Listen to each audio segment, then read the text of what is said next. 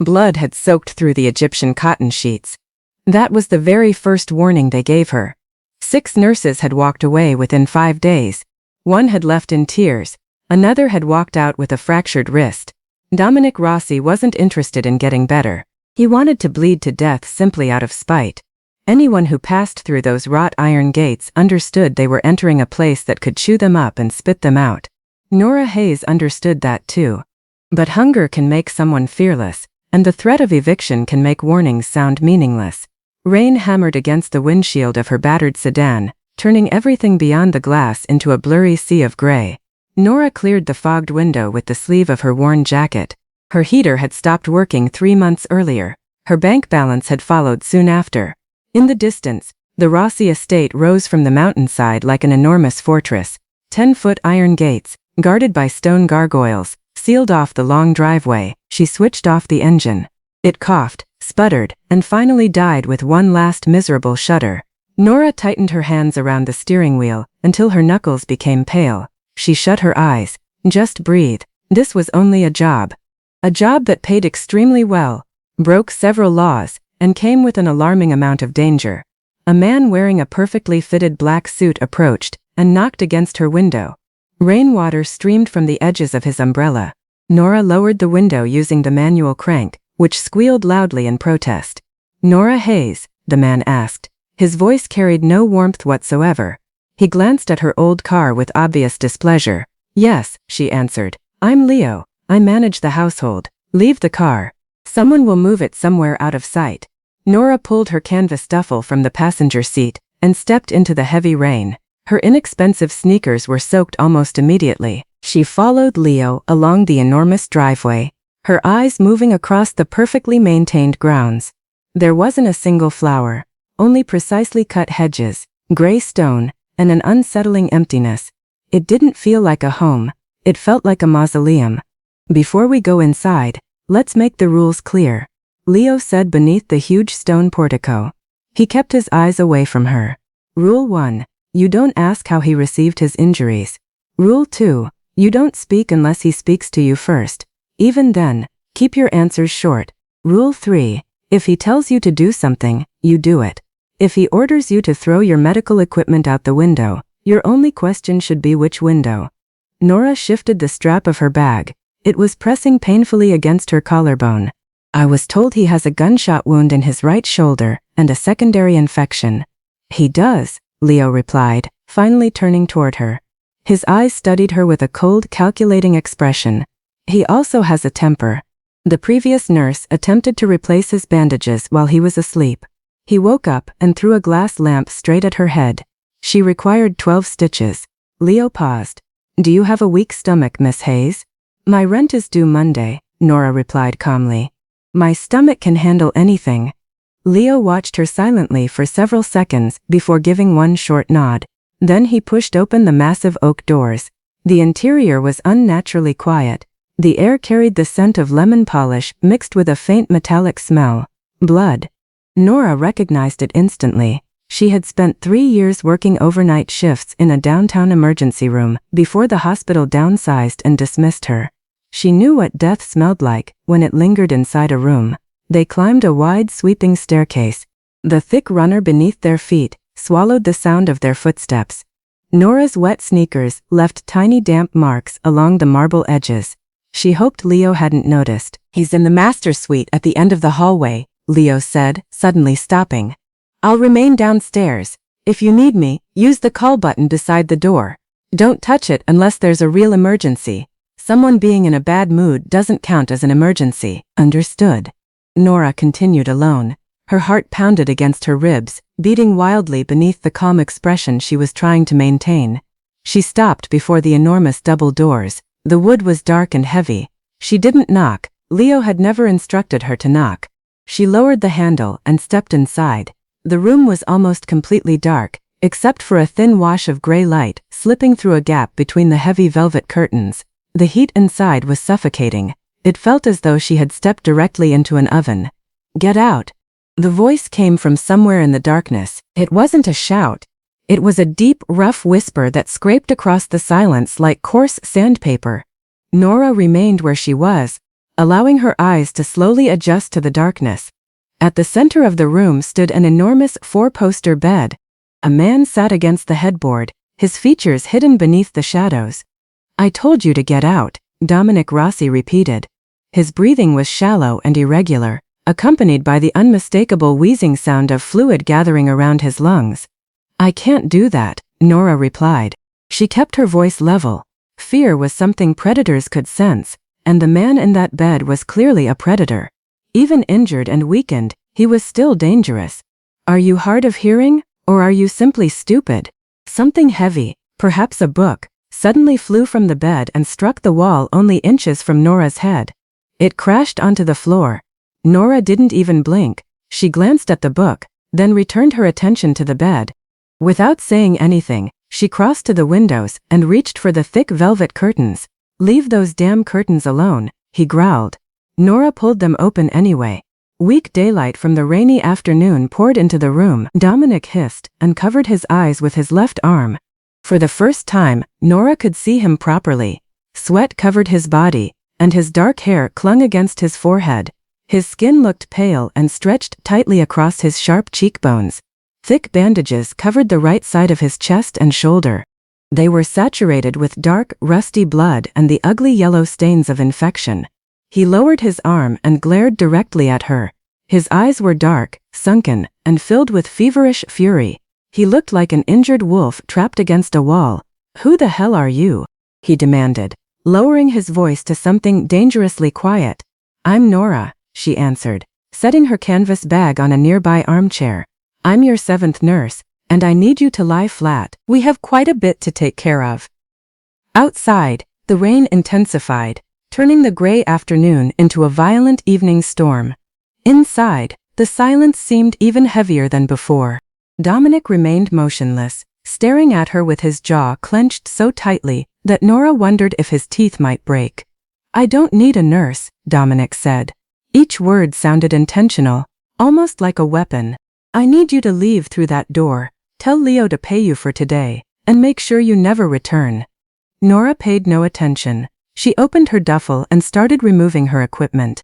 Sterile gauze, saline, strong antibiotics, a fresh scalpel, and several suturing kits came out one after another. She arranged everything across a silver tray on the bedside table, moving a half-finished bottle of bourbon aside to make space. The sharp clatter of metal seemed to irritate him. Dominic shifted and tried to straighten himself, but a sudden gasp escaped him.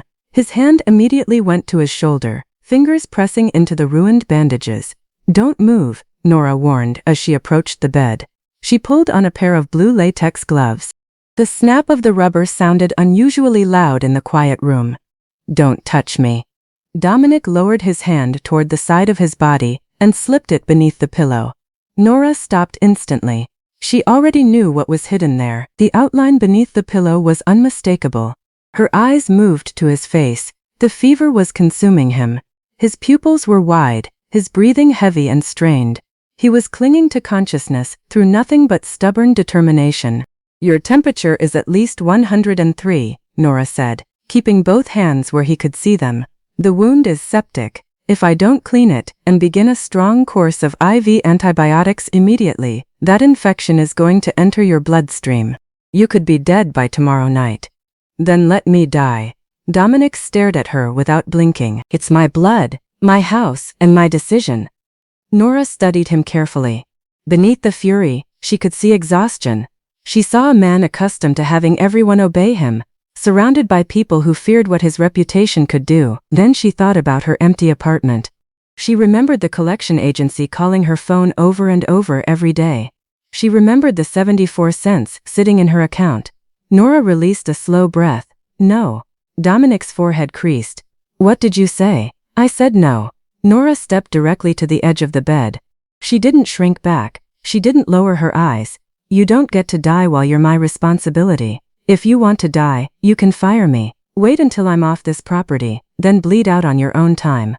But as long as I'm standing in this room, you're going to stay alive because I badly need this paycheck, Mr. Rossi. And I don't get paid when my patient ends up inside a body bag."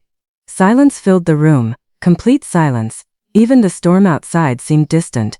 Dominic stared at her as though she had suddenly become someone else. His grip beneath the pillow loosened by a fraction. He searched her expression for fear, hesitation, or the trembling reaction he usually inspired in others. Instead, he found nothing but exhaustion and a stubborn determination that seemed impossible to intimidate. "You've got a smart mouth," he finally muttered, his voice rough. "I'd call it a practical mouth," Nora corrected, as she reached for the medical scissors.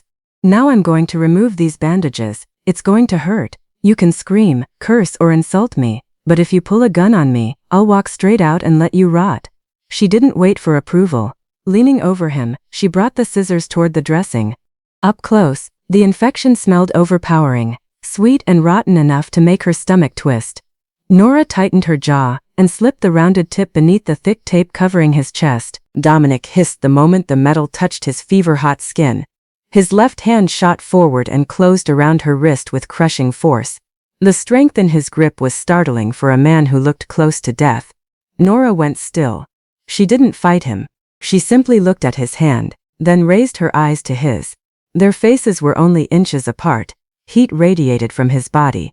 "I break fingers," he whispered, the threat barely hiding the pain in his voice. "And I repair them," Nora whispered back. "Let go." For 5 long seconds, neither moved. It was a quiet battle between two stubborn people who refused to surrender. Slowly, one finger at a time, Dominic released her wrist. His arm dropped heavily onto the mattress, and he turned his face toward the blank wall. "Get it over with," he muttered. Nora quietly exhaled as the tension finally eased from her shoulders. She returned to work. When she removed the damaged dressing, the full severity of the injury became visible. The bullet had ripped through the upper pectoral area, narrowly missing the collarbone, leaving behind a deep, jagged crater surrounded by angry inflammation. The skin was swollen and intensely red, with yellow pus leaking from the wound. Someone had stitched it badly, and the threads were pulling painfully against the swelling.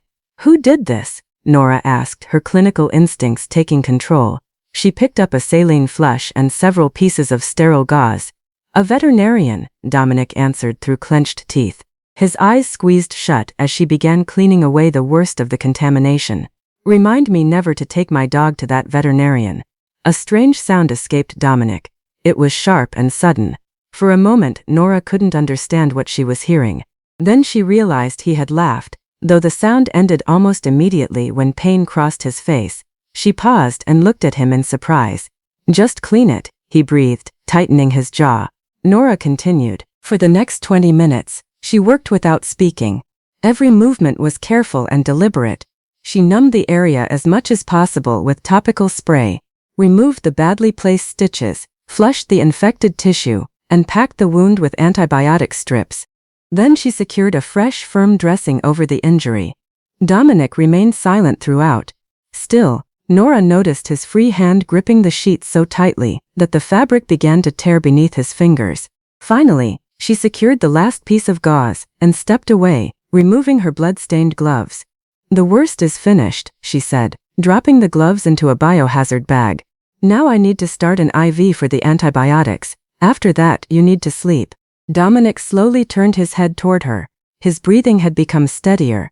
The wild intensity of the fever remained, but the immediate danger had eased. He watched as she prepared the IV bag, his expression impossible to read. "You didn't flinch," he said quietly. "I've seen worse," Nora replied, tapping his forearm as she searched for a suitable vein. "I doubt that. You'd be surprised." She inserted the needle smoothly, secured it with tape, and adjusted the drip rate. Then she collected the used supplies and carried the tray back toward the small table. "I'll stay in that chair over there. Try to get some sleep."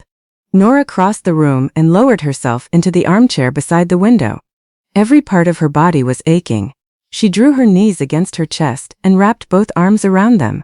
From the bed, Dominic's rough voice broke the silence one final time before the medication finally dragged him into sleep. "What did you say your name was?" "Nora." "Don't settle in, Nora. You probably won't make it through the week." "We'll see," she whispered toward the darkness. Morning slowly seeped through the narrow opening between the curtains, washing the walls in muted shades of violet and gray. Nora woke with a stabbing pain in her neck. She had spent the night curled inside the armchair, knees tucked beneath her chin, waiting for the IV pump to sound an alarm. It never happened. She rose slowly, her joints cracking in the stillness. The heavy smell of infection had disappeared, replaced by the sharp scent of iodine and the lingering odor of old bourbon. She approached the bed. Dominic was awake. He lay completely still, staring upward at the ceiling. The fever had left his face, replacing the flushed color with pale skin marked by exhaustion. His dark eyes shifted toward her when she entered his view. "You're still here," he observed. There was no venom in his voice this time, only fatigue. "Rent doesn't pay itself," Nora replied, as she reached for his wrist. She placed 2 fingers over his pulse, slow and steady. "The fever broke around 3 this morning. How's the pain?" "Manageable." She released his wrist and inspected the dressing. There was no new bleeding, and the swelling had gone down slightly. "I need a real number, Mr. Rossi. 0 means you feel nothing. 10 means you want me to knock you unconscious. 2. She stared at him. "You're lying." Nora turned toward the tray and pulled on a fresh pair of gloves. "Your jaw is clenched so hard you're about to crack a tooth. I'm giving you 40 milligrams of Toradol. No painkillers." Nora stopped with the syringe in her hand and glanced over her shoulder. Dominic was trying to push himself upright, using his left arm. The muscles along his neck tightened, the cord standing out beneath his pale skin. He managed to lift himself only a few inches before a sharp hiss escaped between his teeth. Then he dropped back against the pillows. "You were shot," Nora said in an almost casual voice. "A bullet ripped through your muscle, and then someone performed a terrible repair job that sealed a serious bacterial infection inside. You're in severe pain. Take the medication." "Narcotics cloud the mind," he muttered, staring toward the ceiling while struggling to steady his breathing. "I need my thoughts clear. Toradol is an NSAID. Think of it as a very strong version of ibuprofen. It isn't going to make you high. It's simply going to keep your shoulder from feeling like someone shoved it through a meat grinder." Nora stepped closer, syringe in hand. "Or we can choose the difficult option, and I can stand here while you keep pretending you're invincible until the pain knocks you unconscious." Dominic slowly turned his eyes toward her. His stare was cold and analytical. He was measuring her courage, comparing her refusal to obey against his own need to remain in control. Most people couldn't withstand that look. Nora simply tapped the syringe, forcing a tiny air bubble upward. "Fine," he finally muttered. She injected the medication into the IV port. "I'll have Leo bring you some food. Your body needs protein to repair the damaged tissue. I don't eat in bed. Today you will." A hard knock suddenly sounded against the doors. Before Dominic could answer, the double doors opened and Leo entered. He looked exactly as he had the previous night, dressed in a flawless suit, with the same emotionless eyes. He glanced briefly at Nora, apparently registering the fact that she had survived, then focused on Dominic. "Callahan is here," Leo said. Dominic's jaw tightened. Instead of looking at Leo, he stared toward the opposite wall. "He's early. He's nervous. People have noticed you haven't appeared at the docks for 4 days. They're becoming restless. He wants a private meeting to make sure the rumors aren't true. Send him up in 10 minutes. "No." Nora's voice cut through the room. Both men immediately turned toward her. Leo's expression stayed blank, but his shoulders stiffened. Dominic's eyes narrowed. "Excuse me?" His voice was quiet in a way that made the threat underneath it unmistakable. "You're not having a meeting," Nora said. She removed her gloves and dropped them into the biohazard container. "Your immune system is severely compromised. Your blood pressure is already dangerously low. You need rest, fluids, and a clean environment. Bringing some stranger in from the streets, carrying who knows what kind of bacteria, is completely unacceptable." Leo released a breath that sounded very close to a scoff. "Miss Hayes, you're here to change his bandages. Don't overreach." "I'm here to keep him alive," Nora shot back, turning toward him. "If you bring someone into this room, and he develops another infection, he'll end up in intensive care connected to a ventilator. Can he manage his business from a hospital bed with a tube in his throat?"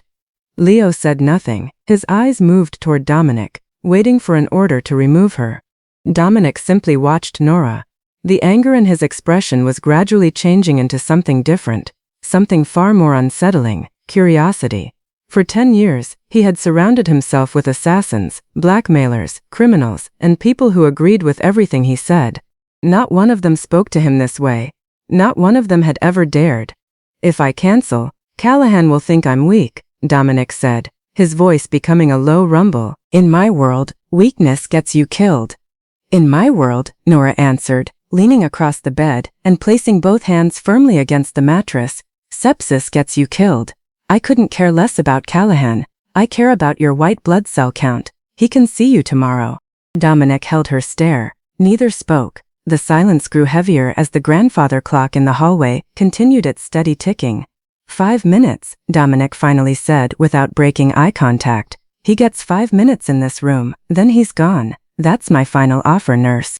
Nora straightened. She recognized a compromise when she heard one. 5 minutes, and I'm staying here. Leo looked at his employer, visibly stunned. Dominic gave a short nod. Send him up, Leo, and bring me a clean shirt. Heavy footsteps sounded along the hardwood hallway.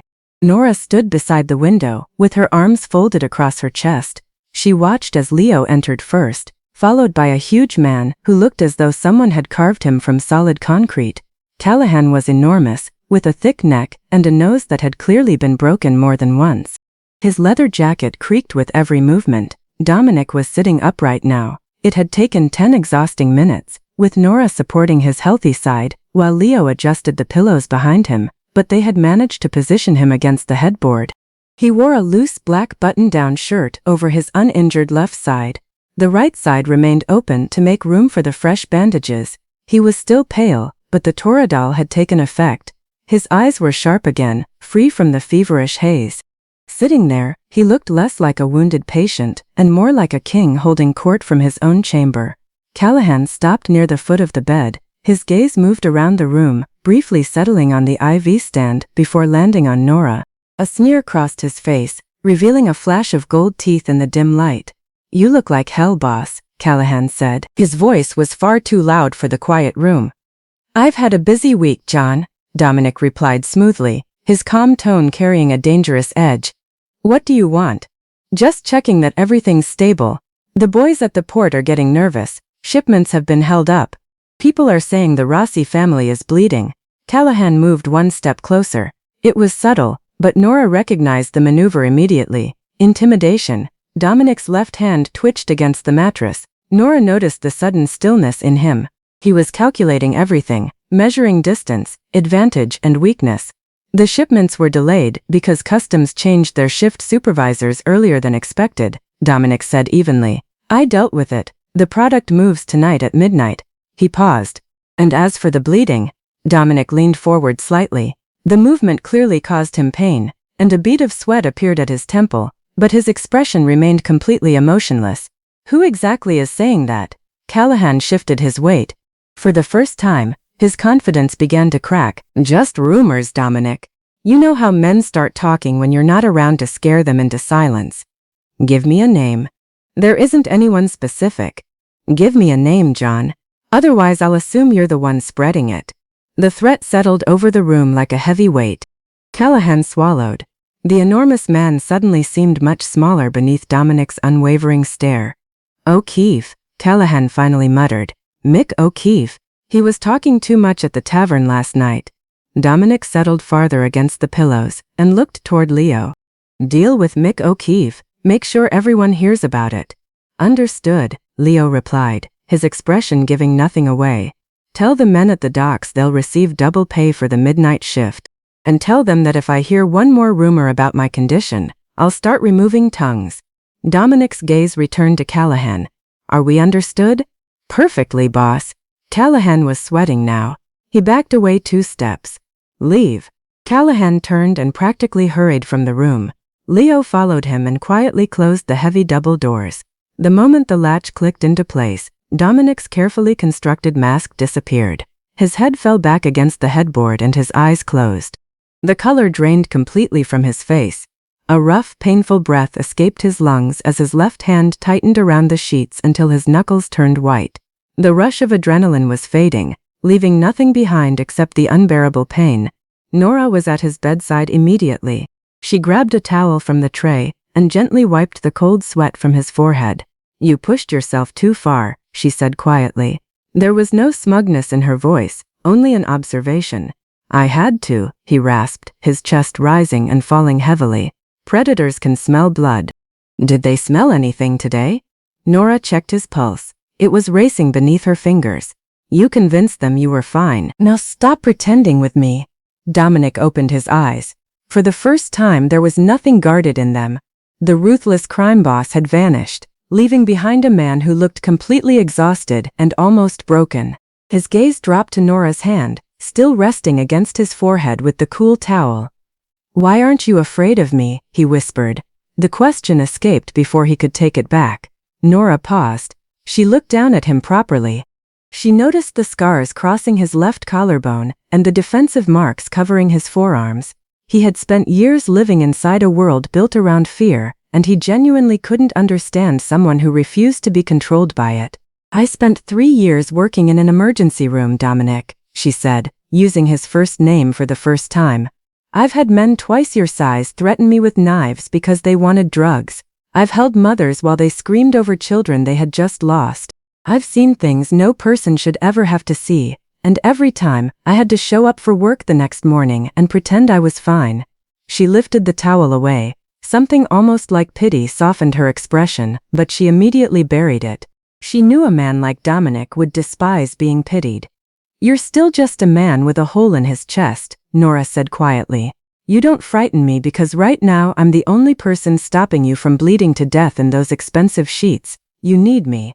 It was easily the most dangerous thing she had said since arriving. She waited for his anger. She expected the cold stare to return and the threat of violence to fill the room. Instead, Dominic released a long, trembling breath. He turned his head against the pillow and looked directly into her eyes. Yes, he admitted. The word was barely louder than a breath. I do. A strange chill traveled down Nora's spine. Something had changed between them. The boundary between employer and employee, between captor and captive, suddenly felt uncertain. Neither of them seemed to know where the new line was. Nora picked up another syringe and forced the confusing emotion aside. Let's get you back to sleep, she said steadily. We've still got a long road ahead. 3 days slowly became 4. The heavy velvet curtains remained open, allowing the changing angles of pale sunlight to mark the passing hours along with the constant rhythm of rain outside.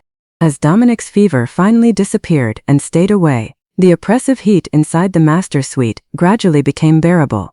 The IV pole that had once been essential now stood empty in the corner. Nora never left the room. She slept in short bursts on the small velvet sofa, waking whenever Dominic's breathing changed even slightly. She survived on whatever Leo left outside the door. Cold toast, bitter coffee, and soup loaded with salt. Adrenaline and caffeine kept her moving. Her scrubs had become permanently wrinkled, and her hair remained twisted into a messy knot at the back of her neck. Dominic, meanwhile, was an awful patient. Once the infection fog lifted, his energy returned in sudden, aggressive bursts. He despised being trapped in bed. He hated the weakness in his legs. More than anything, he hated needing Nora's help to sit upright, drink water, and replace the heavy dressings. He endured every moment of dependence with a silent fury that kept the tension between them stretched dangerously tight. You're pulling the tape too tightly, Dominic complained through clenched teeth. He was sitting on the edge of the mattress, both feet planted on the floor, while his left hand held the nightstand for support. I'm using exactly enough pressure to keep the gauze in place when you inevitably decide to walk to the bathroom alone again, Nora replied.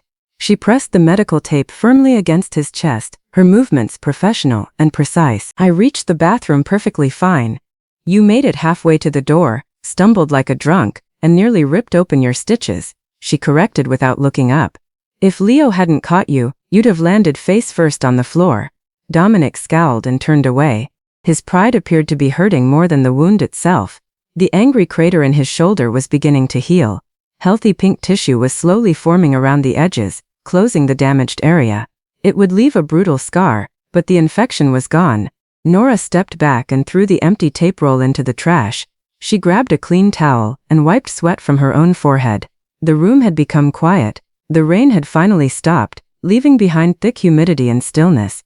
Why are you broke, Nora? The question landed unexpectedly. Nora froze with the towel halfway toward the hamper.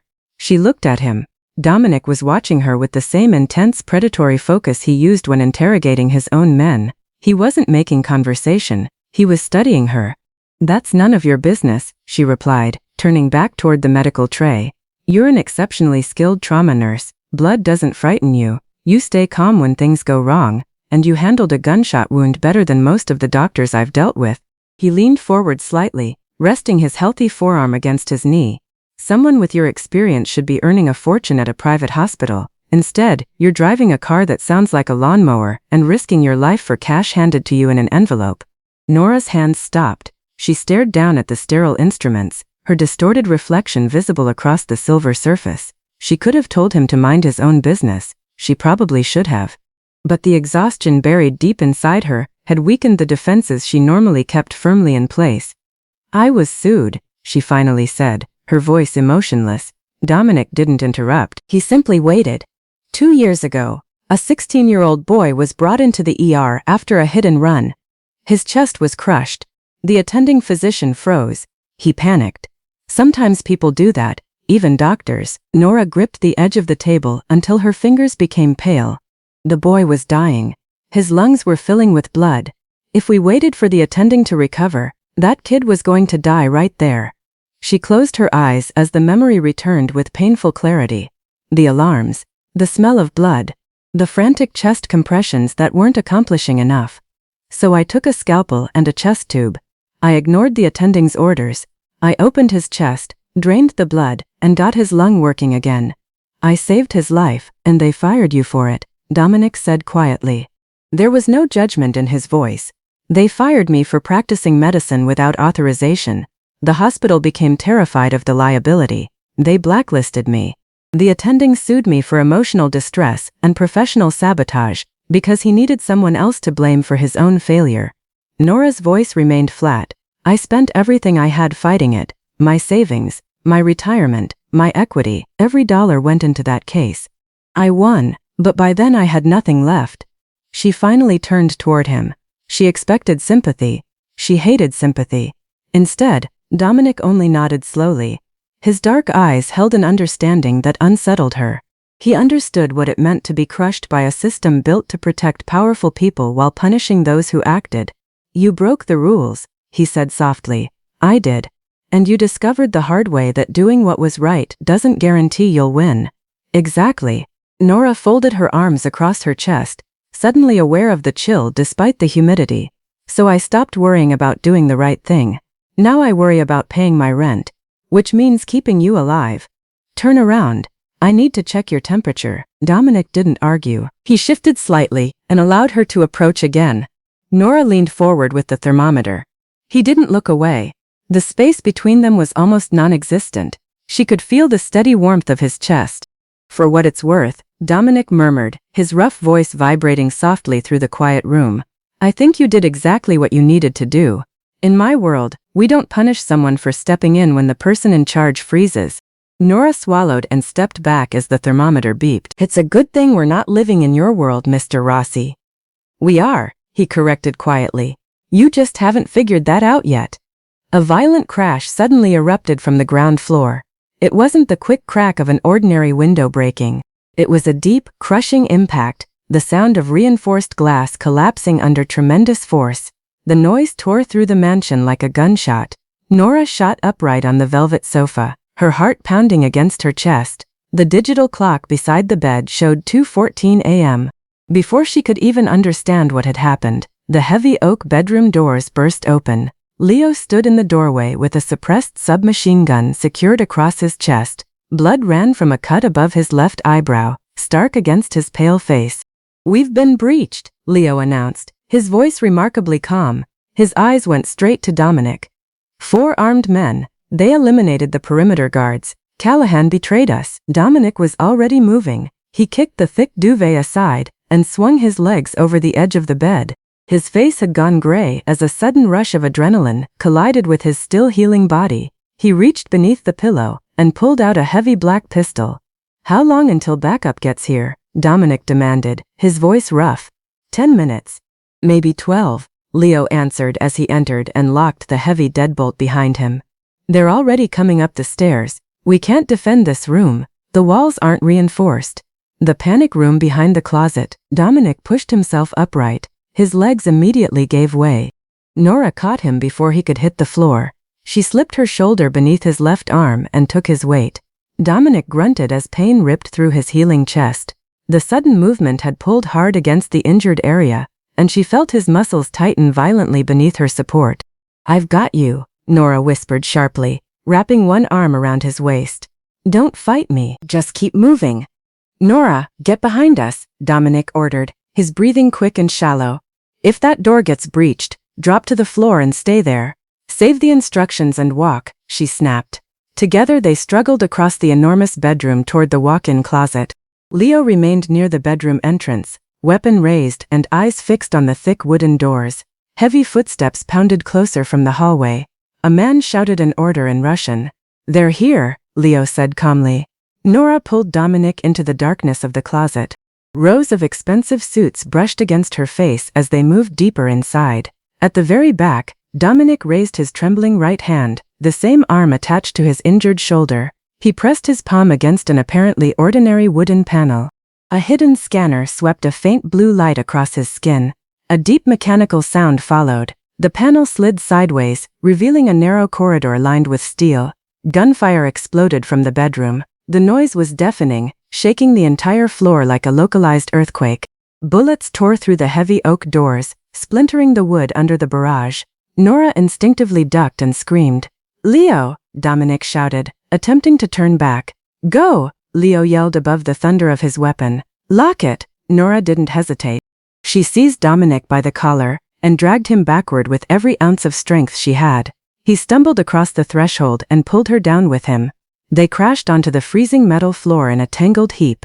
Nora immediately pushed herself onto her knees and slammed her hand against the glowing red button beside the doorway.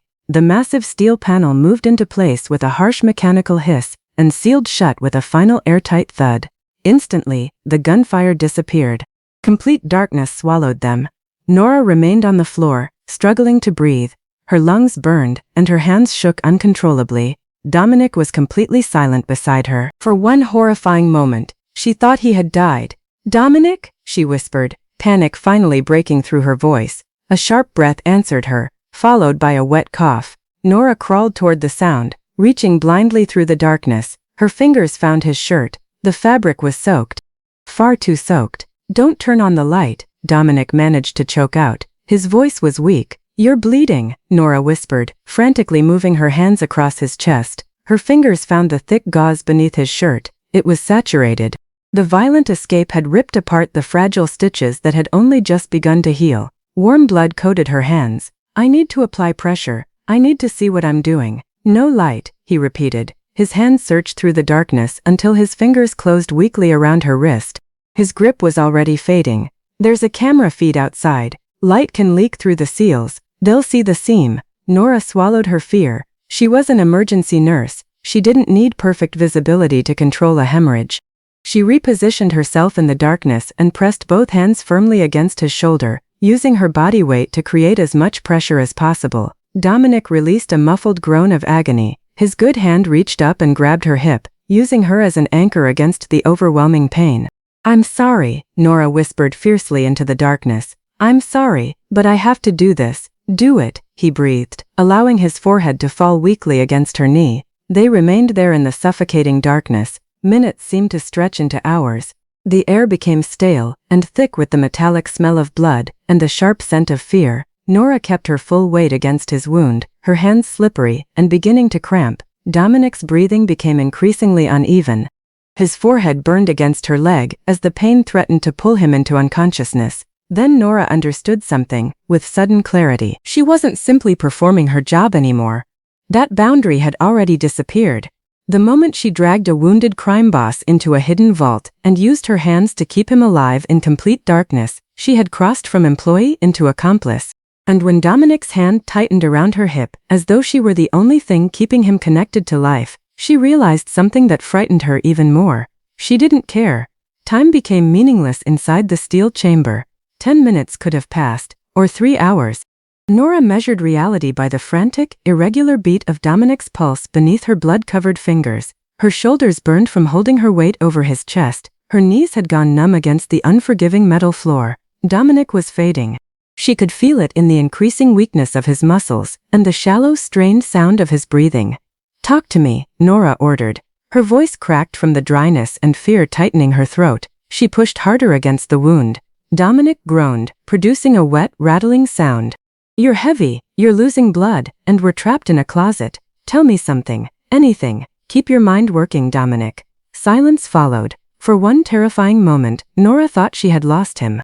She shifted her position, preparing to begin chest compressions without being able to see. Then his good hand moved. His fingers brushed against her knee, slowly tracing the denim beneath them with almost no strength. "When I was 9, Dominic whispered. Each word sounded like it cost him everything. "My father took me down to the docks. He showed me a shipping container filled with stolen copper wire. He told me." He stopped to breathe. "He said people would kill you for the wire, Dom, but they'd bow to you if you owned the port." A violent cough tore through him. His chest jerked beneath Nora's hands. Warm blood pushed through the dressing and spread across her palms. "Don't talk about your father," Nora ordered, her voice shaking. "Tell me something else. Tell me about a dog. Did you ever have one?" "A Doberman," he whispered. His voice had become barely audible.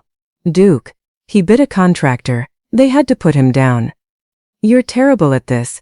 A faint sound escaped him. It was almost a laugh. A broken, breathless laugh in the darkness. "You're the one who asked, so stay awake. Do you understand me? After everything I did to put you back together yesterday, you're not allowed to die now. I won't let you." "Bossy," Dominic whispered. His hand slipped from her knee and landed against the steel floor with a quiet metallic thump. "Dominic." Nora shook his good shoulder. "Dominic, wake up." There was no response, only the painfully slow movement of his breathing. She bent over him until her face was only inches away. The sharp metallic smell of blood filled her nose, mixed with the bitter scent of sweat. She didn't realize she was crying until a tear rolled from her chin and landed on his cheek. She left it there. Her hands were too important to move. Somewhere beyond the reinforced walls, a deep vibration traveled through the floor. Nora froze. It wasn't automatic fire. It sounded like something massive had slammed into the drywall outside. Then everything became silent again. Nora held her breath. She had no idea how the vault could be opened from the outside.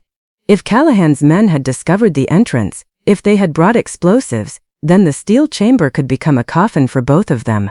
Her mind raced through her options. She considered reaching for the pistol tucked against Dominic's waist. She had never even held a firearm before. Still, if someone came through that door, she could at least make enough noise to buy them a few seconds. A heavy metallic sound suddenly echoed overhead. The airtight seal released with a sharp hiss. Nora reacted without thinking. She threw herself across Dominic, covering his head and chest with her body, and squeezing her eyes shut, expecting an explosion. The steel panel slid aside. Brilliant light flooded the room. "Stand down, Miss Hayes." "It's safe," Nora gasped, and turned her head. The sudden brightness made her squint as she blinked repeatedly. The blurry figure in the doorway gradually became clear. Leo. His perfectly tailored black suit was destroyed, covered in pale drywall dust and dark stains of blood. One arm hung uselessly at his side, and a fresh wound stretched from his cheekbone toward his jaw. Behind him, 3 armed men in tactical clothing moved through the destroyed bedroom, rifles raised as they secured the area. "We need a stretcher," Nora said, her voice raw and exhausted. She kept both hands firmly pressed against Dominic's chest. "The stitches have opened. He's losing blood. If we don't start fluids and control this wound immediately, we're going to lose him." Leo didn't waste a second. He motioned toward the tactical team. "Bring the medical kit from downstairs, now." 2 men hurried into the closet. Their boots struck the hardwood with heavy, rapid steps. Neither treated Nora like an outsider anymore. Their eyes carried something different, respect mixed with calculation. They had seen the blood covering the vault floor. They had seen the nurse who had spent what felt like an eternity physically keeping their boss alive. They pulled Dominic from the hidden chamber. Nora stayed beside him, maintaining pressure with both hands. She moved on her knees until they transferred him onto the flat remains of the damaged mattress. "Hold him," Nora ordered the closest guard. The man immediately placed his enormous hands over hers and took over the pressure. Nora staggered backward, her arms dropped uselessly at her sides. Blood covered them almost to her elbows. She looked around the ruined suite. Automatic fire had destroyed sections of the walls. The windows had been blown out. The velvet curtains hung in shredded strips. Leo approached and offered her a clean white towel. "Backup made it," he said quietly as she wiped her trembling fingers. "Callahan's men are down. We're taking Dominic to the medical room in the basement. You'll have to close the wound again." "He needs a proper hospital," Nora replied, her voice hollow with exhaustion. Leo stared at her. "If he goes to a hospital, federal agents will be waiting when he wakes up. You already know that." His expression had changed. The coldness was still there, but now it was mixed with fatigue and practical acceptance. "You kept him alive inside a steel box. Now you can repair him in a sterile room. Come on." The basement medical bay was nothing like the luxurious rooms above. Fluorescent lights buzzed overhead with an irritating hum. Everything was concrete, steel, and harsh white surfaces. The air reeked of disinfectant and ozone. It looked disturbingly similar to a morgue. Tonight, Nora was determined that it wouldn't become one. Dominic lay unconscious on the steel examination table. 2 bags of O-negative blood hung from IV poles, steadily replacing what his body had lost. Nora worked with intense concentration. She irrigated the wound repeatedly with saline, cleared the accumulated blood, and carefully began repairing the torn muscle.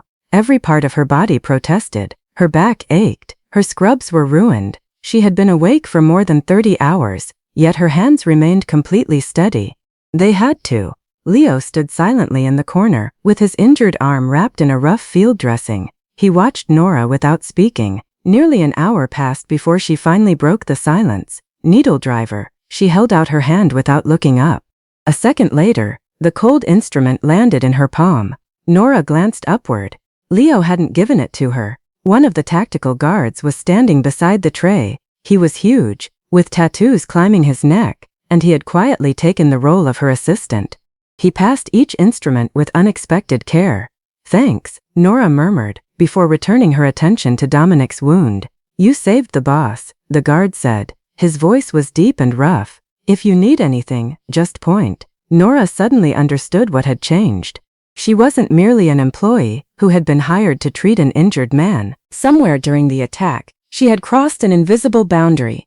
In their eyes, she had earned her place by refusing to abandon Dominic when bullets were tearing the mansion apart. She had become part of their world. The realization sent an uneasy chill through her, but she pushed it aside and focused on the final stitches.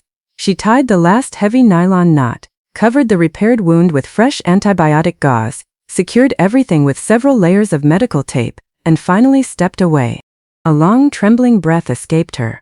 "He's stable," Nora announced. "His blood pressure is improving. The sutures should hold, assuming nobody decides to throw him into another hidden room." Leo finally stepped forward. "Will he sleep?" "He'd better. What I just put into his IV would put a horse to sleep. He should remain unconscious for at least 12 hours. Nora removed her blood-covered gloves and dropped them into the red biohazard container. Then she leaned against the metal counter as the exhaustion she had been suppressing finally crashed over her. Her legs trembled beneath her. "Callahan?" she asked. Even saying the name left a bitter taste in her mouth. "Disappeared," Leo answered. "He knows the attack failed. He'll try to gather the outside factions and convince them Dominic is too weak to lead. We've got men searching the entire city." Nora looked toward him. "And when they find him?" Leo met her eyes. His expression was enough. She didn't need him to explain what would happen to John Callahan. Nora turned away. She switched on the steel sink and began scrubbing her hands and forearms with harsh antibacterial soap. The water ran pink before slowly becoming clear. She watched the color disappear down the drain while memories of the vault flooded back into her mind. Dominic's fading pulse, his blood beneath her fingers, the weight of the pistol at his waist, the terror of waiting in complete darkness. She had a choice now. Dominic was stable. The immediate danger had passed. She could leave. She could demand the money Leo owed her, collect her canvas bag, return to her freezing apartment, and pretend none of this had ever happened. She had completed the job. She had survived. Nora shut off the faucet and dried her hands with a paper towel. "Leo." She didn't turn around. "Yes?" "I need a clean set of scrubs, a large black coffee, and a chair placed right beside this table." Silence filled the basement. After several seconds, Nora turned around. Leo was watching her. He gave the smallest nod, almost too subtle to notice. He understood exactly what she had decided. She wasn't leaving. The eviction notice waiting on her apartment door no longer mattered. The fear surrounding this violent world no longer mattered either. Somewhere between the gunfire, the blood, and the darkness of that vault, she had made her choice. She had tied herself to the wounded man lying on that table, and now she intended to stay until the very end, no matter how dark, dangerous, or bloody that ending became. "I'll have everything brought down right away, Miss Hayes," Leo said. He turned and left the medical bay, the thick steel door closing behind him with a heavy click. The tattooed guard gave Nora a brief nod of respect before stepping outside the glass partition to stand watch. Nora pulled a heavy metal stool beside the examination table and lowered herself onto it. Her eyes settled on Dominic. For the first time, he almost looked lifeless. Under the unforgiving fluorescent lights, his skin had taken on a grayish color, while his chest moved in shallow, mechanical breaths. The intimidating presence that normally surrounded him had disappeared completely. At that moment, he wasn't a feared crime boss. He was simply a wounded man made of flesh and bone. Nora reached out and placed her palm against his uninjured left arm. His skin felt cool, but his pulse was still there, steady beneath her hand. "You owe me a very generous bonus for this, Rossi," she whispered into the silence. Dominic didn't react. Nora eventually rested her head against the wall and closed her eyes, hoping to steal a few minutes of sleep. Then she felt the slightest movement beneath her hand. Even under the heavy sedation, Dominic's fingers twitched. Almost instinctively, they curled inward until they rested against her fingers. Nora didn't move away. She simply let him hold on. The concrete ceiling gave her nothing interesting to stare at. Nora followed tiny cracks in the gray cement above the examination table while fighting the burning exhaustion behind her eyes. 12 hours disappeared in the underground medical bay. Someone had dimmed the fluorescent lights, leaving the room wrapped in cool, artificial shadows. Then a sudden breath shattered the silence. Dominic's left hand shot outward in a defensive motion, searching for a threat that wasn't there. His fingers closed around empty air. His body jerked upward, only for the pain in his injured shoulder to force him violently back onto the steel table. A deep groan escaped him. Nora was beside him instantly. She caught his moving arm and held it gently but firmly against the mattress. "Don't move. If you rip those stitches again, I swear I'll shoot you myself," she warned in a tired whisper. Dominic's chest rose rapidly. His eyes opened, wild and unfocused from the medication still flooding his system. For several seconds, he couldn't seem to recognize where he was. Then his gaze found Nora. The animal-like panic slowly disappeared, replaced by exhaustion so deep it seemed to settle into his bones. He looked down at her hand around his wrist. Then his eyes traveled across the concrete walls, the hanging IV bags, and the sterile instruments arranged on the metal tray. The memories returned. The attack, the vault, the darkness. "You're still here." His voice was barely audible, rough and broken. "I'm still here," Nora confirmed. She released his wrist and reached for a plastic cup and a sponge swab. She carefully moistened his cracked lips. "You lost almost 2 pints of blood, and you've got enough sedatives in your system to knock out something twice your size, so don't even think about sitting up." Dominic swallowed painfully. His throat sounded dry and raw, yet he kept staring at her. His eyes moved over the dark circles beneath hers, the dried blood near her collar, and the exhaustion written across every feature of her face. "Why?" he finally asked. It wasn't an order. It wasn't suspicion. It was a genuine question. Dominic understood deals, debts, loyalty, and transactions. What he couldn't understand was why she had stayed when she had every reason to leave. "I told Leo to pay you. You could have walked away." Nora dropped the swab into the yellow medical container and leaned against the side of the table. "I thought about it. Believe me, I did. The money Leo offered would have covered my rent for half a year. But you stayed." "Yes." She held his gaze. Something between them had changed. Whatever professional distance had existed between nurse and patient, employee and employer, had been burned away inside that dark steel vault. "Because I fixed you, twice. I put far too much effort into keeping you alive to let you throw all of it away the moment I leave." A short breath escaped Dominic. It almost sounded like a laugh, except the damaged muscles in his chest caught it and turned it into a painful exhale. He turned his head slightly toward her. "You have an absolutely terrible instinct for self-preservation, Nora. So do you. Maybe that's why we work so well together." Before Dominic could answer, the heavy steel door at the opposite end of the medical bay opened. Leo entered. He had changed into another perfectly fitted black suit, although a clean white bandage was still visible beneath his collar. The cold emptiness had returned to his eyes. He stopped at the end of the examination table. "Boss," Leo said evenly. Dominic didn't move much, but his entire presence transformed. The weakness disappeared behind an invisible wall. The vulnerable patient was gone. The ruthless leader had returned. Even lying flat on a medical table, Dominic somehow looked like the man everyone feared. "Status," he ordered. "Callahan has been dealt with," Leo replied. "He tried to escape aboard a freighter headed toward South America. The dock workers found him hiding inside a shipping container. They didn't waste time asking questions. The outer factions have received the evidence. The attempted rebellion is finished. The streets are quiet." A cold feeling moved through Nora's stomach. She understood exactly what Leo meant by dealt with. She kept her expression neutral. Dominic watched her from the corner of his eye.